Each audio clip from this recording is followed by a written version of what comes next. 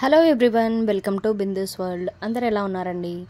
మేమైతే చాలా బాగున్నాము. అలాగే మీరు కూడా ఎప్పుడూ బాగుండాలనే మనస్ఫూర్తిగా కోరుకుంటున్నాను. సో ముందుగా మన ఛానల్ ఎవరైనా కొత్తగా ఫస్ట్ టైం ఇప్పుడే చూస్తున్నట్లయితే తప్పకుండా సబ్స్క్రైబ్ చేసుకోండి. అలాగే ఈ వీడియో కనుక మీకు నచ్చినట్లయితే ఒక లైక్ చేయండి.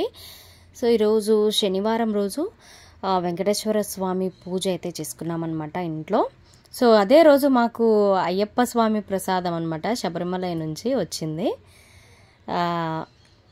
మా పాప వాళ్ళ క్లాస్మేట్ బాబు అనమాట. ఇంకా ఆయన మాల వేసుకుంటే అయ్యప్ప స్వామి మాల, ఇంకా వాళ్ళు వెళ్తుంటే ప్రసాదం అలా తెప్పించామన్నమాట. సో అదే రోజు పూజ రోజే రావడం కూడా చాలా హ్యాపీగా అనిపించింది ఇంట్లోకి. ముందు రోజు అయితే ఒక లక్ష్మీవారం పూజ చేసుకుంటున్నప్పుడు భగవద్గీత ఇంట్లోకి వచ్చింది. ఈసారి శబరిమల నుంచి ప్రసాదం వచ్చింది శనివారం వెంకటేశ్వర స్వామి పూజ చేసుకుంటుంటే. సో అనుకోకుండా మాకు ఇలా ప్రసాదాలు కానీ ఇట్లా దైవానికి సంబంధించిన ఇంట్లోకి వస్తుంటే చాలా బాగా అనిపిస్తుంది అనమాట. సో ఆ రోజు ఈవినింగ్ మంచిగా పూజ అయితే చేసుకున్నాము. సో ఇంకా మీతో అయితే ఈ వీడియో షేర్ చేసుకుందామని అయితే పెట్టానమాట. సో మీకైతే నచ్చుతుందని అనుకుంటున్నాను.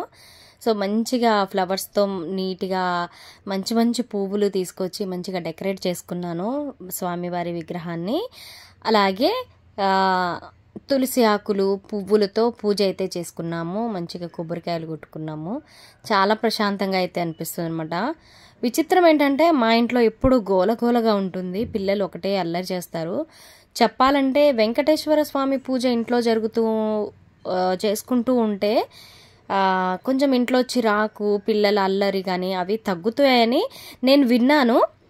అది నిజంగా నాకు చాలా వరకు అయితే నిజమనే అనిపించింది. ఎందుకంటే అంతకుముందు మా పిల్లలు బాగా ఇంట్లో స్కూల్ నుంచి వచ్చాక చాలా కొట్టుకోవడం, గోలగోల చేయడం, ఇంట్లో వాళ్ళకి టార్చర్ పెట్టడం అయితే అనుభవించారనమాట.